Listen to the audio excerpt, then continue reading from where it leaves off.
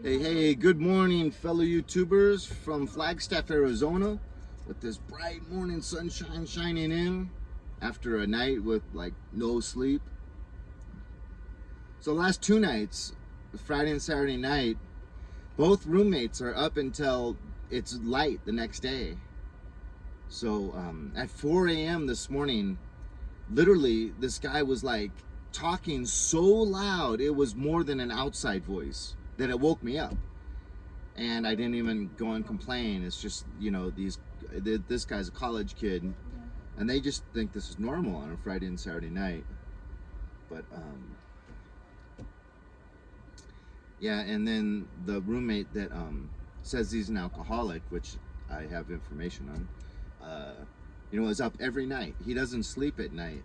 He's up every night with the TV blaring. And last night, you'll see pictures of the kitchen just destroyed. So last night, he went out and splurged to make himself fajitas. And I've never seen a kitchen with so much counter space, but he made sure to use up like every single inch of the counter space.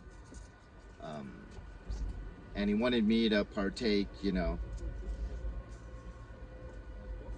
Just a second. Decaf cream, sir? Yes, sir. All right, 87 cents. Thank you. Of course, would you like your seat on the bus? No. All right, you have yourself a good one. You too.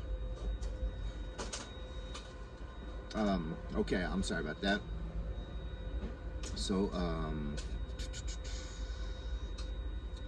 I have questions about how much of an alcoholic he is, because he came home with a huge bottle of vodka and a Mike's Hard Lemonade, and I'm pretty sure he finished the Mike's Hard Lemonade, but then the vodka, you know, and it's where the bottle curves at the top. The bottle only dropped about maybe this much, and it was in the curvature of the bottle.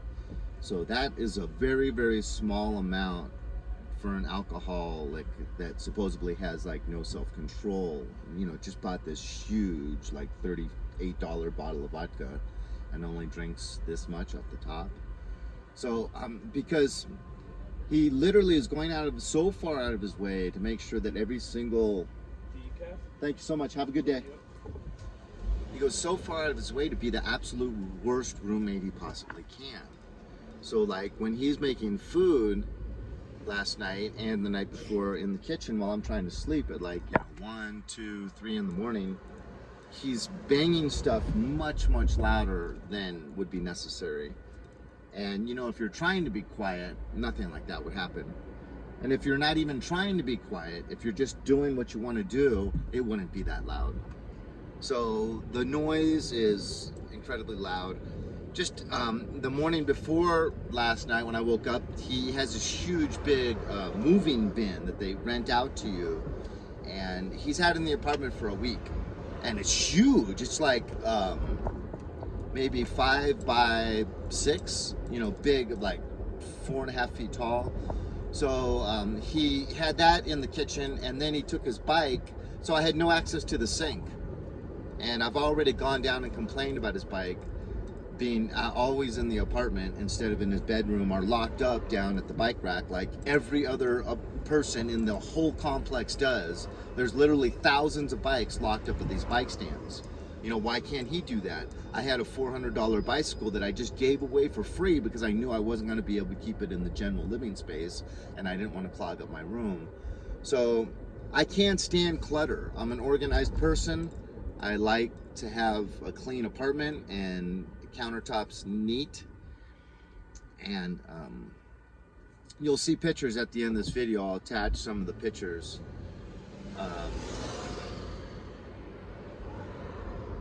And he's even rude, you know. I asked him if I could borrow a towel. He gives me like flack, like, well, it's gonna be for every night, you know, because I needed to put ice in a towel to put on my heel. Like, no, just tonight. And then he doesn't get it for me. And then I asked him for something else, and he's like, gives me some flack, because he's asking me for things, right? A lot. So I needed a few things. I asked him. He said, okay, give me some flack, but then I said, okay, and then didn't give it to me. So I asked for only two things from him, and he didn't give me either one. So it's all about taking up as much space as possible, being as loud as possible, and being dominant, and making sure that this is his domain. and I'm just a visitor. And so I'm wondering if he's even an alcoholic. When those first 3 days were going by, he buys a lot of alcohol, vodka alcohol, but smaller bottles. So I'm kind of just rambling on, but I'm just kind of at my wit's end with wondering, like, what am I supposed to learn from this? Tolerance? That was the first thing that would come to mind. But then, it's just so hard. Every place I've ever lived in, starting with my parents' house as a infant, with my family members antagonizing me. Every place now, this is just really heartfelt because I just can't escape it. Every place I've ever lived in, I've just had someone that is just so antagonistic and in my face, and just, it's almost always a neighbor. Now, I got it actually in a roommate.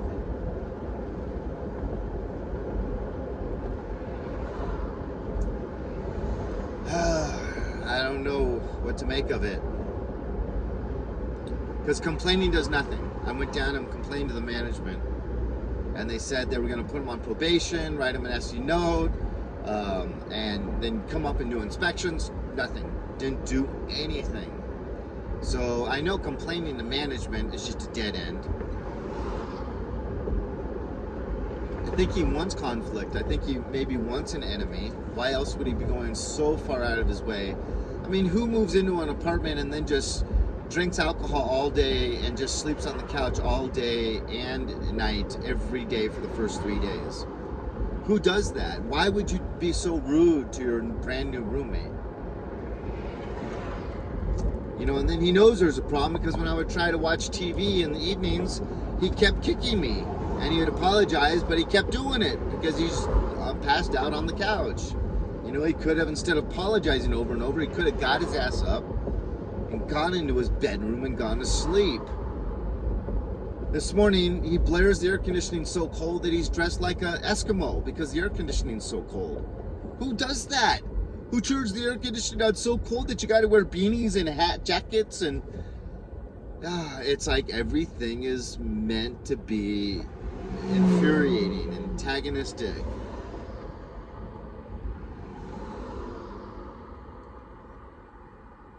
So this is my life for the next year, is just tolerating no sleep and abuse. It's if it's done on purpose and it's mean and hurtful, it's abusive. So, God, the good Lord knows what I had to do in my family for my entire life, 54 years. Yeah, 54 years. And now I'm moving away from them, moving out of state, and he gives me this individual. So I came up with the Holy Trinity. All I got to do is avoid him, pray for him, and tolerate. So the living room and the kitchen, anytime I go in there, I get berated with verbal input about him, his day, his plans, his frustrations, his past, his abuses he's gone through, nonstop. Bam, bam, bam. It's abuse. It's just nonstop in your face chatter. And then him getting upset about one or two things here and there. And then asking for things here and there. And just, that's all it is. And so it's very uncomfortable. He's got this wound up nervous energy nonstop. And I'm empathic. And so it just seeps into my veins right away.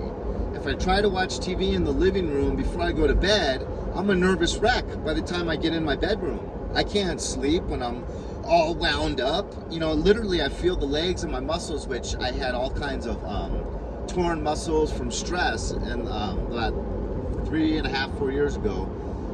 And when I get stressed out, the legs and my muscles start going haywire. So, you know, I have that. I'm sitting on the couch and I just feel everything getting tense, and I feel the muscles in my legs starting to hurt me.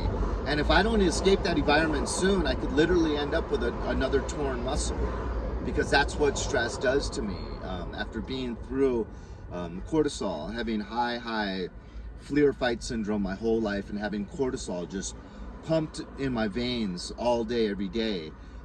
You start, at my age, you start to have some real adverse effects to cortisol because your body's been dealing with it for, decades and decades and decades on a daily basis. But now I'm just rambling on, I'm sorry, but I'm just kind of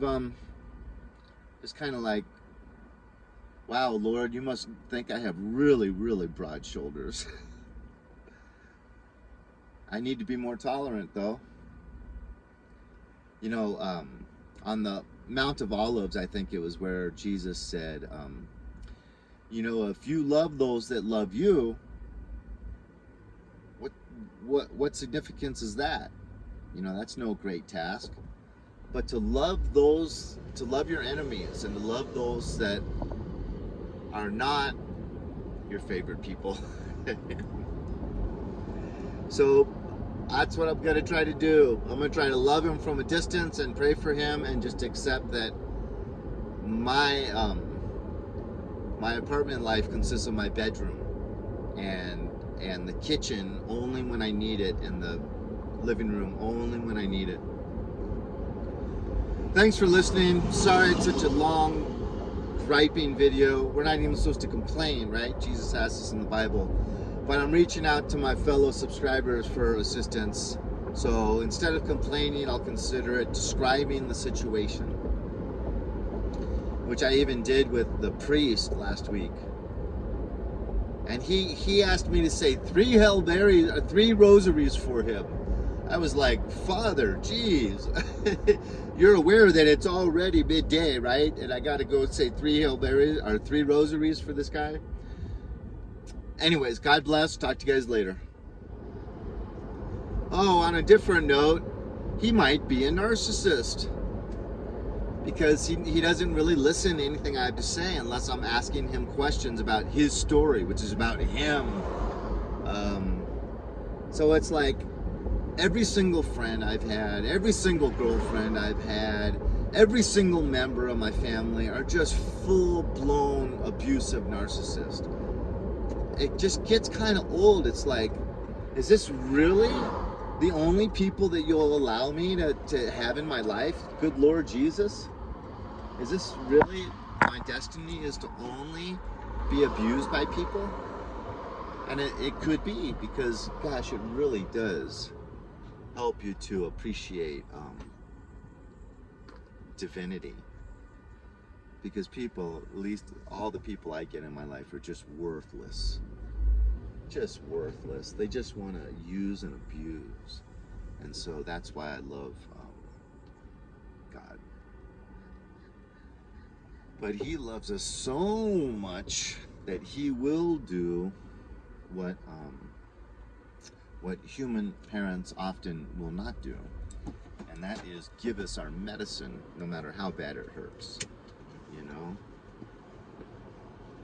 So I guess this is my medicine.